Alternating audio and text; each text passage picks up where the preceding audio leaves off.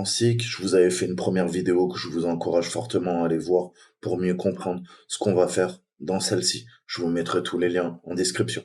Donc le but, ça va être de découvrir les systèmes de fichiers Windows courants, ce qu'on appelle les artefacts médico-légaux dans les systèmes de fichiers. Typiquement, c'est ce qu'on va rechercher après une cyberattaque ou éventuellement dans des enquêtes de police, de gendarmerie, dans le renseignement. On va essayer de récupérer quoi?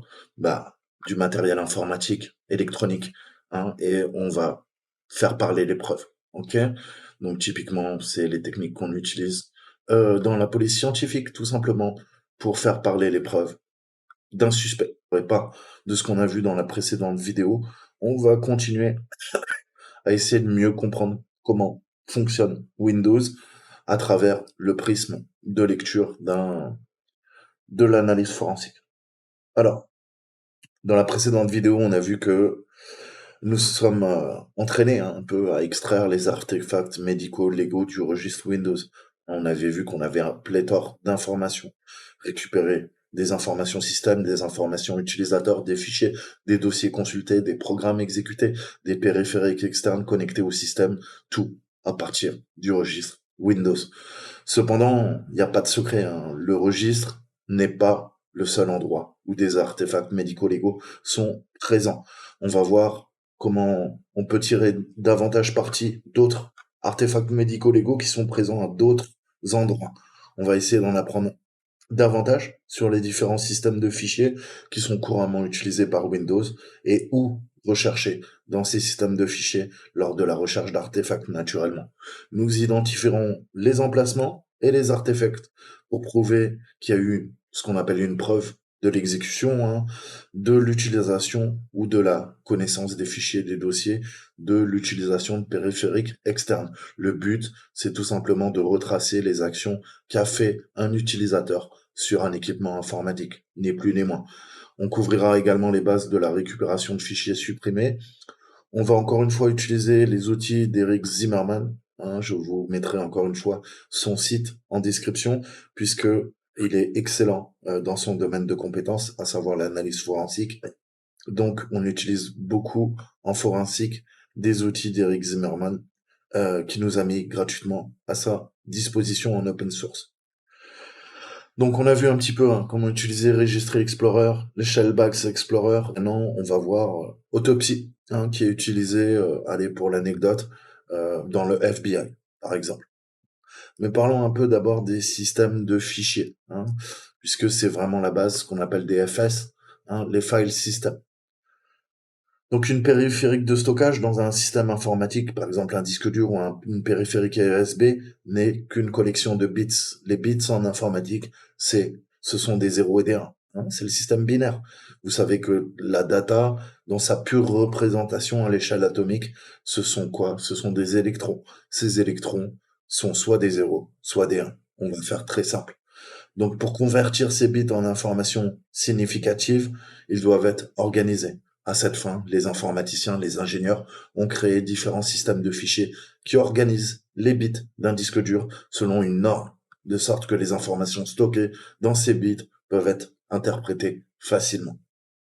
Donc voyons un petit peu la table d'allocation de fichiers, qu'on appelle FAT. FAT, en anglais, File Allocation Table. D'accord? Donc c'est l'un des systèmes de fichiers, c'est le système de fichiers par défaut, même j'ai envie de dire, des systèmes d'exploitation Microsoft depuis au moins la fin des années 1970. Et il est toujours actuellement utilisé, mais plus par système par défaut. FAT, c'est l'ancien système. Le nouveau système, c'est le NTFS. On verra plus tard.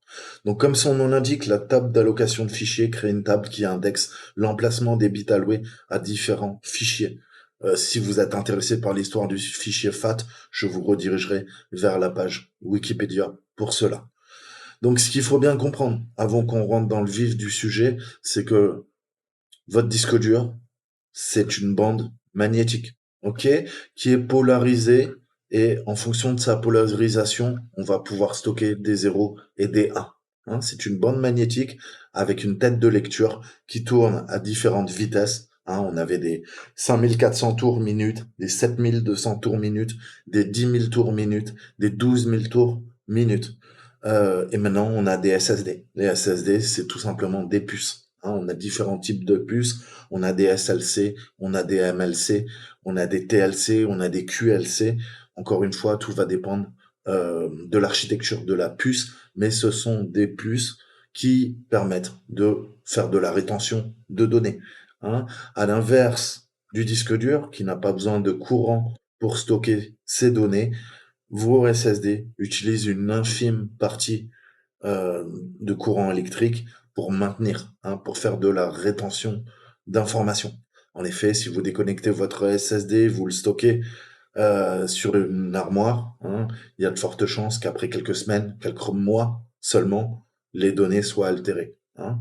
Donc c'est la majeure différence. Ensuite, en termes de vitesse, hein, les SSD sont 500, 1000, 5000 fois plus rapides qu'un disque dur. Ça, il faut bien le comprendre.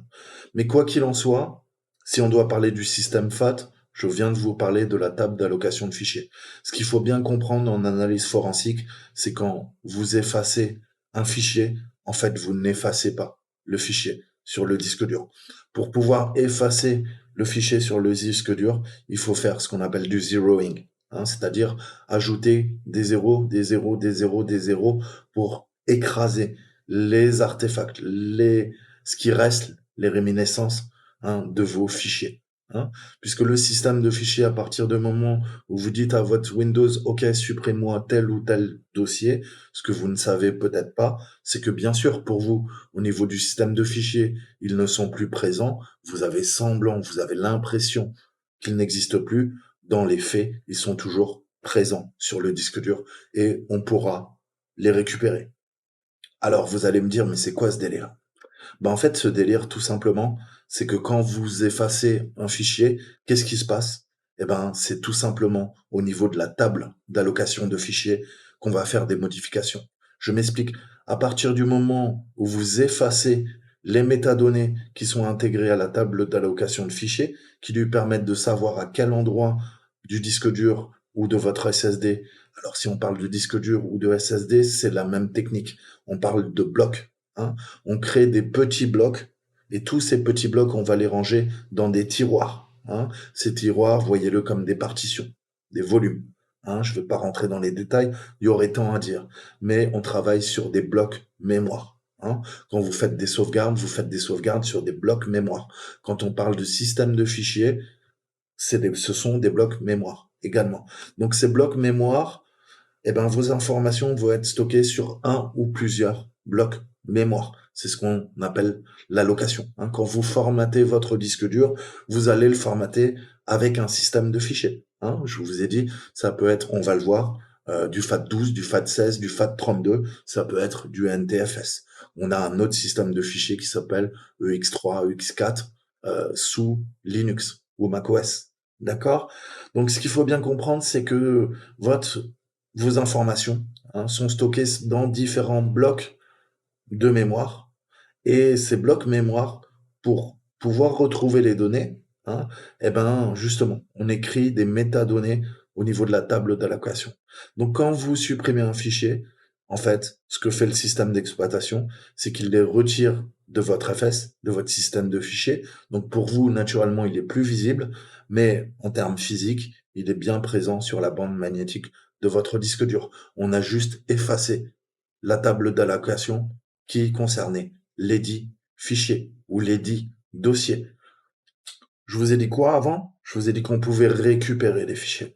Comment peut-on récupérer les fichiers? Tout simplement en retravaillant à nouveau et en faisant l'opération inverse. Si je peux retravailler sur la table d'allocation, je peux recréer le lien logique vers le physique. Le physique, c'est votre bande magnétique, c'est votre disque dur. Ce sont les blocs sur vos SSD.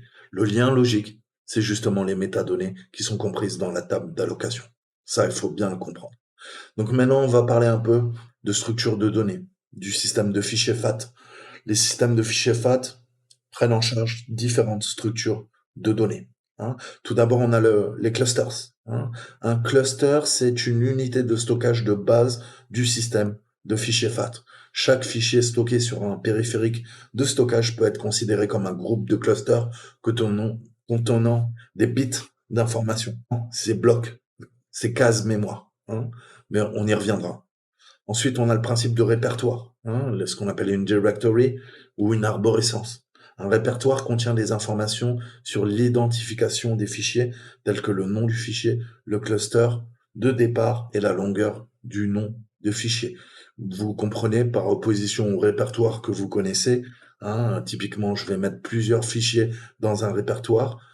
Là, dans ce sens-là, en termes d'analyse forensique et de bas niveau, la directory permet de gérer les clusters. Je vous ai dit quoi en préambule? Je vous ai dit que dans la table d'allocation, on avait des métadonnées. Ces métadonnées, c'est justement ce qui permet l'identification des fichiers, le nom de fichier, le file name, le cluster de départ et la longueur du nom de fichier.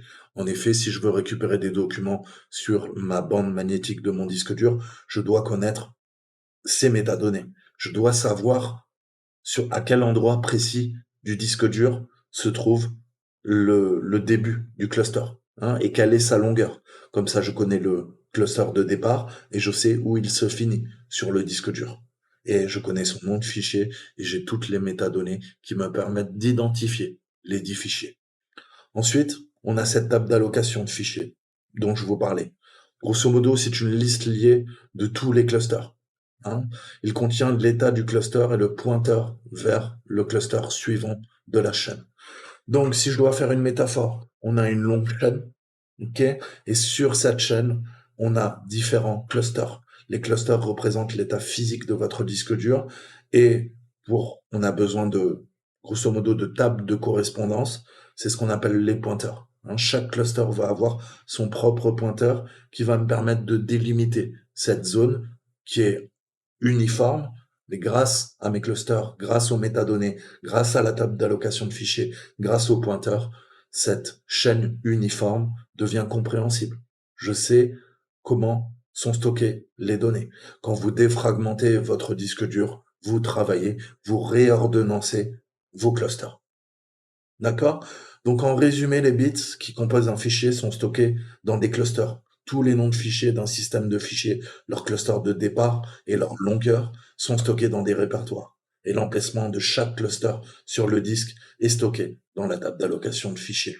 On peut voir que nous avons commencé avec un disque dur brut composé de bits et nous l'avons organisé pour définir quel groupe de bits se réfère à quel fichier stocké sur le disque, hein. Donc c'est vraiment ça. Vous achetez un disque dur, avant, il était même pas formaté, hein. Parfois, il l'est. Ensuite, il va falloir le formater. Pour pouvoir le formater, on va choisir une structure, hein. Je vous parlais de ces fameux blocs de mémoire. Est-ce que je vais les adresser en 4, en 8, en 16, en 32, hein, en 64 kilobytes, kilo-octets, hein.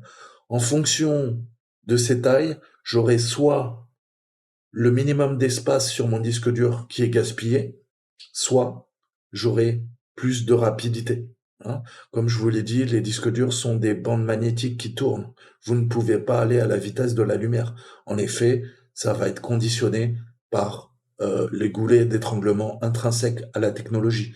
Je m'explique. En fonction de la rapidité du disque dur, si il a différents niveaux, hein, de strates, puisque avec les derniers disques, on utilise par exemple des techniques à l'hélium avec des gaz rares qui nous permettent de stocker plus de bandes magnétiques et donc on a différents plateaux, hein, sur un disque dur. Avant, on avait un seul plateau et puis au fil du temps, on a ajouté plusieurs plateaux, hein. Plusieurs plateaux nous permet plus de rapidité. Le fait que le disque dur tourne plus vite nous permet également des accès aux disques, hein, qui sont beaucoup plus rapides. Mais encore une fois, tout va dépendre qu'est-ce que vous stockez sur votre disque dur, hein. Donc je ne vais pas rentrer dans les détails, mais grosso modo, en fonction des besoins de vos applications, de vos serveurs, de votre ordinateur, en fonction des données qui sont stockées sur le disque dur, on va soit privilégier des blocs de petite taille, soit privilégier des blocs de grande taille. Dans un cas, vous allez avoir beaucoup plus de rapidité, mais perdre en espace disque une fois que le disque dur est formaté, que vous avez créé vos volumes, vos partitions. À l'inverse, vous allez pouvoir gagner en taille, utilisable, hein, à la fin pour l'utilisateur, mais ralentir considérablement la vitesse du disque. Donc c'est des choix. Dans certains types d'applications, on n'a pas les mêmes besoins pour faire tourner par exemple un simple serveur web que pour faire tourner une base de données qui va être extrêmement sollicitée et qui va demander beaucoup d'ES, d'entrée-sortie, ce qu'on appelle des IO en anglais, des input-output, qui veut dire entrée-sortie, vous l'avez compris. Vif du sujet, FAT12, FAT16, FAT32. Alors, vous l'avez compris, c'est au niveau de l'adressage, hein, on va développer. Le format de fichier FAT divise l'espace disque disponible en clusters pour un adressage plus simple. Le nombre de ces clusters dépend du nombre de bits utilisés pour adresser le cluster, d'où les différentes variantes du système de fichier FAT. On a initialement développé l'adressage du cluster en 8 bits. Il a été appelé structure FAT. Plus tard, comme les stockages augmenter de façon exponentielle, hein, c'est le propre de l'informatique. Depuis les années 50, ça fait plus de 70 ans, hein, que l'homme est vraiment rentré dans le monde de l'informatique et ça a transformé nos sociétés. Et vous savez que aux prémices de l'informatique, on n'avait que très peu d'espace, hein, en termes de disque dur, en termes de mémoire, mémoire virtuelle, mémoire vive, et en puissance de calcul, hein. C'est le principe. Si on doit parler des processeurs, je vous redirige vers la fameuse loi de Moore, hein, qui dit que grosso modo tous les 2 ans, on se retrouve avec une puissance de calcul qui est exponentielle, hein. Même si c'est vrai, ces derniers temps, c'est en train de se ralentir. Mais il y a toujours des percées qui sont faites. Mais parlons uniquement système de fichiers, structure FAT.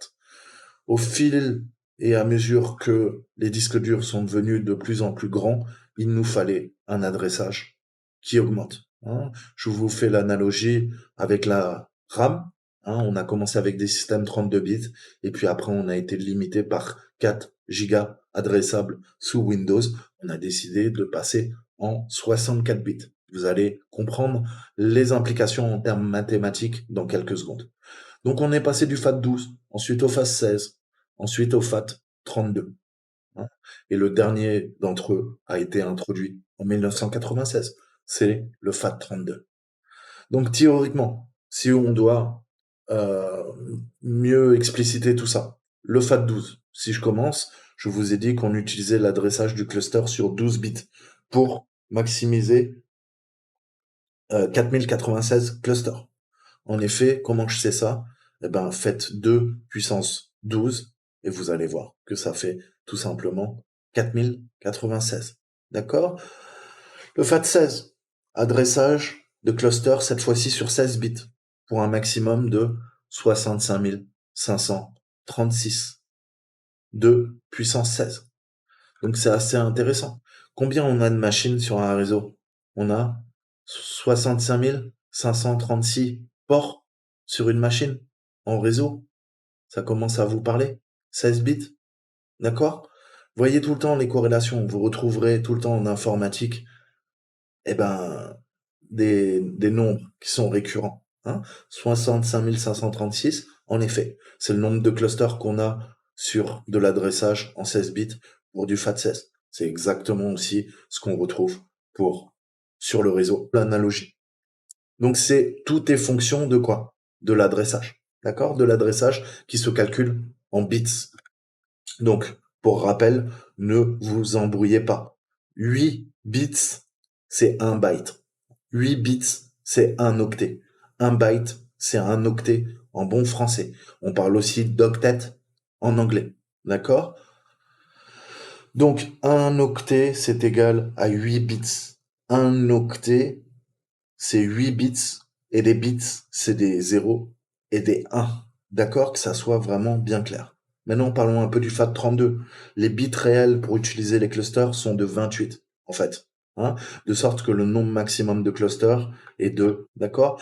Donc 268 435 456. Donc on voit, hein, de façon exponentielle, puisqu'on parle en termes de puissance, 12 bits 4096, 16 bits 65 536, 268 435 456. Donc 2 à la puissance 28. D'accord? Donc toutefois, tous ces clusters ne sont pas utilisés pour le stockage de fichiers. Ah, c'est là que ça va devenir intéressant. Certains sont utilisés à des fins administratives, par exemple pour stocker la fin d'une chaîne de clusters, les parties inutilisables du disque ou d'autres fins similaires. Donc on voit bien, hein, partie inutilisable, oui, malheureusement, vous achetez un disque dur de 5 terabytes en fonction du système de fichiers. Je peux vous donner un exemple. Par exemple, sous NTFS, vous achetez un disque dur, il fait 5 Tera, vous allez le formater avec le système de fichiers NTFS. Vous avez un disque dur de quoi? De 5 Tera? Non. De combien? De 4,65 Teraoctets. Donc on voit bien que la création de ce système de fichiers, avec toute sa structure inhérente, nous permet que d'utiliser quoi? 4,65 Teraoctets. Donc ça veut bien dire, hein, si je simplifie à l'extrême, je pars de 5 terabytes, il m'en reste plus que 4,65. Donc vous l'avez compris, il y a 350 gigas qui sont utilisés, soit perdus, partie inutilisable, soit qui sont utilisés pour le système de fichiers, soit qui sont utilisés pour les chaînes de cluster, hein, et des fins administratives, comme je vous le disais. Donc, c'est un mal nécessaire. Vous n'aurez jamais quoi? Eh ben, l'ensemble du disque dur que vous pouvez utiliser. Il y aura toujours une perte, hein, c'est ça qu'il faut bien comprendre, mais parce que ça va de pair avec le système de fichiers que vous utilisez pour faire fonctionner votre disque dur sous Windows. Mais retenez bien, FAT12, 12 bits, FAT16, 16 bits, FAT32, 28 bits. Donc, en nombre maximal de clusters, avec 12 bits, j'ai 4096 clusters. Avec 16 bits, j'ai 65 536 clusters. Avec 28 bits, j'ai 268 435 456 clusters. Donc, ne faites pas l'erreur. FAT12, 12 bits. FAT16, 16 bits. FAT32, 32 bits. Non, non. FAT32, 28 bits seulement. Pensez. OK? Et aussi, on a la taille des clusters qui est prise en charge. Ça, c'est important, hein.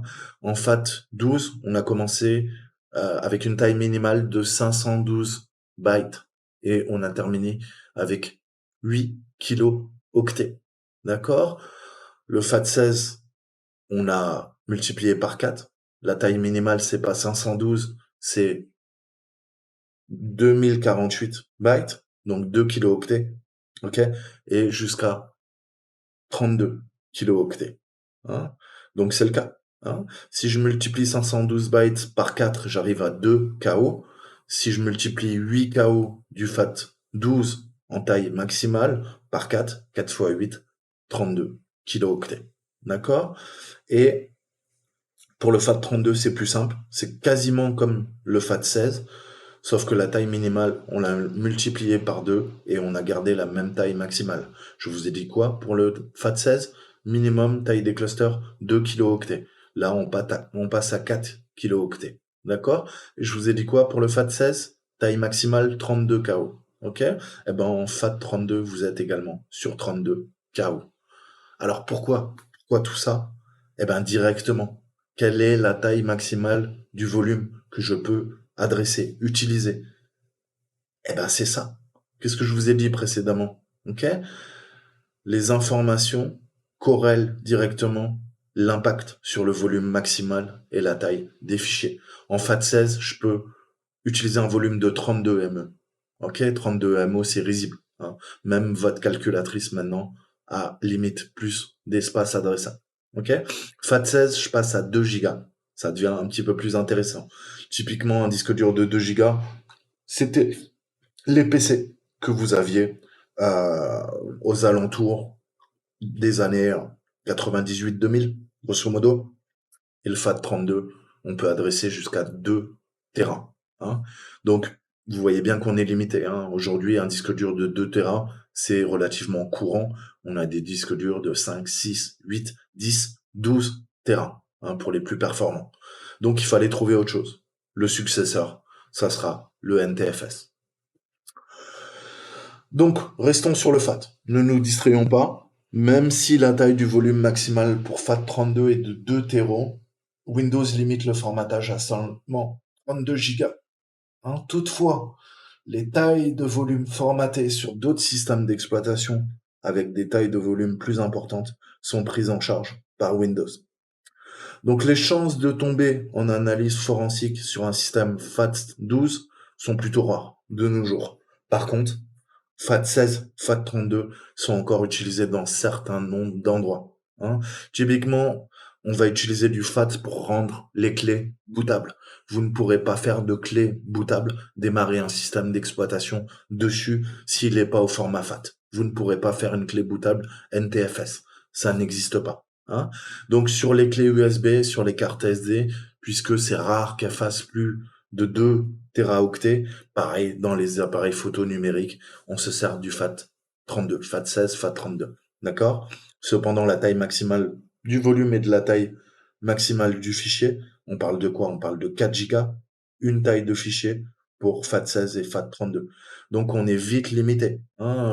Sont des facteurs limitants pour réduire leur utilisation. Je suis sûr que vous vous êtes toujours retrouvé dans cette situation où vous avez quoi? Vous avez un disque dur qui est en FAT32 et vous avez téléchargé d'internet un fichier qui fait quoi? Qui fait plus de 4 gigas. Et là, vous essayez de le copier sur votre périphérique, qu'elle soit amovible ou fixe, et le système d'exploitation Windows vous dit je peux pas, je peux pas. La taille du fichier maximal dépasse 4 gigas. Ok? Pourquoi? En gros, il vous dit format en NTFS. Là, je veux bien prendre ton fichier de plus de 4 gigas. Si tu es en FAT16, FAT32, tu ne pourras pas copier un fichier plus gros que 4 gigas. Donc ça, voilà, faut le comprendre, c'est intrinsèquement lié au système de fichiers. Ensuite, on va parler de l'exFAT. Au fur et à mesure que la taille des fichiers a augmenté, en particulier avec les images et les vidéos de plus haute résolution prises en charge par les nouveaux appareils photo numériques, la limite de taille maximale des fichiers FAT32 est devenue un facteur limitant substantiel pour les fabricants d'appareils photo. Bien que Microsoft soit passé au système de fichiers NTFS, il ne convenait pas au périphérique multimédia numérique, car il n'avait pas besoin de fonctionnalités de sécurité supplémentaires et la surcharge qui l'accompagnait. Par conséquent, ces fabricants ont fait pression sur Microsoft pour créer le système de fichiers exFAT. Donc c'est le vrai successeur. En fait, NTFS, on s'en sert pas là tout le temps parce que je vous ai dit, il y a certaines contraintes inhérentes que je viens de vous citer. D'accord? Surcharge, mais aussi gain en fonctionnalité de sécurité. Mais l'exFAT nous permet ça. Donc l'exFAT en quoi? Typiquement, c'est la valeur par défaut maintenant pour les cartes SD de plus de 32 gigaoctets. D'accord? Donc si vous avez un disque dur, une carte SD, peu importe, une clé USB de plus de 32 gigas, vous pouvez aller sur le poste de travail, aller regarder votre volume et faites un clic droit, propriété, regardez, il y a de fortes chances qu'il soit au format exFAT. Même c'est quasiment sûr. D'accord? Donc il a également été largement adopté par la plupart des fabricants d'appareils numériques. Le système de fichiers exFAT prend en charge une taille de cluster de 4 KO à 32 MO. Donc là, on voit bien, FAT32, 4 KO, 32 KO au niveau des tailles de cluster prises en charge. exFAT, 4 KO à 32 MO. D'accord? Donc on voit que c'est un ordre de magnitude qui est au millième. D'accord? Puisqu'on est passé de quoi? D'une taille maximale de cluster de 34, 32 KO à 32 MO. Donc 1000 fois plus. Il y a une taille de fichier maximale et une taille de volume maximale de 128 pétaoctets. Donc maintenant, avec ça, vous êtes plutôt tranquille. Pour l'instant, on n'a pas des disques durs. On peut avoir des grappes de disques durs qui font 128 pétaoctets. Ça existe dans les grands centres de données, les data centers. Mais vous ne pourrez pas acheter un disque dur qui fait 128 PO, pétaoctets. Puisque pour rappel, on parle de quoi? Mégaoctets, d'accord? Gigaoctets, téraoctets, pétaoctets. Et après, on parle en zétaoctets. D'accord? Donc, c'est encore une fois de l'ordre À chaque fois qu'on passe de l'un à l'autre, c'est 1000 fois plus. Hein.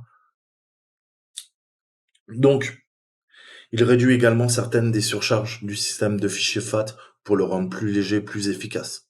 Et c'est ça qui est intéressant, on peut avoir un maximum de 2 796 202 fichiers par répertoire. D'accord? Donc ça, pareil, encore une fois, il a fallu adapter pour pouvoir utiliser toujours plus de fichiers, toujours plus de volume avec une taille qui est grande et tout se base justement grâce aux différents systèmes de fichiers. Hein. Donc voilà, pensez, hein, FAT8, FAT12, 16, 32, exFAT. D'accord? Si on doit parler de la famille des FAT. Donc combien de bits adressables y a-t-il dans le fichier FAT32? Vous vous rappelez ce que je vous ai dit? Bits adressables, on parle en quoi? On parle en 28 bits. Hein. C'est la seule différence. Et c'est pour ça qu'il faut faire attention parce qu'on se dit, ah ouais, FAT16, 16 bits, donc FAT32, c'est 32 bits. Non, pas de chance, c'est que 28. C'est que le FAT32, c'est codé qu'en 28 bits, pas 32 bits. Ne faites pas l'erreur. Ensuite, la limite. La limite, vous la retrouverez constamment. Ne cherchez pas à copier plus de 4 gigabytes, 4 gigots, un gigaoctet si on parle en bon français, puisque ça veut dire exactement la même chose. Ok? Il n'y a pas de conversion à faire. 1 GB, 1 gigabyte, avec un Y, gigabyte, pas gigabits, ne faites pas l'erreur. Là, ça n'a rien à voir. 1 gigabyte est égal à 1 gigaoctet. Ok? Nous, en France, on parle de gigaoctet. Mais si vous voyez gigabyte, c'est exactement la même chose. C'est juste la convention, le nom anglo-saxon. Comprenez-le bien. Ensuite, rappelez-vous, toutes vos caméras, appareils photo digitaux, digital ou digitaux? Une caméra, un appareil. Ah, digitaux, je dirais. J'ai pas envie de faire de bêtises, mais vous m'avez compris. Vos cartes SD, c'est au format exFAT.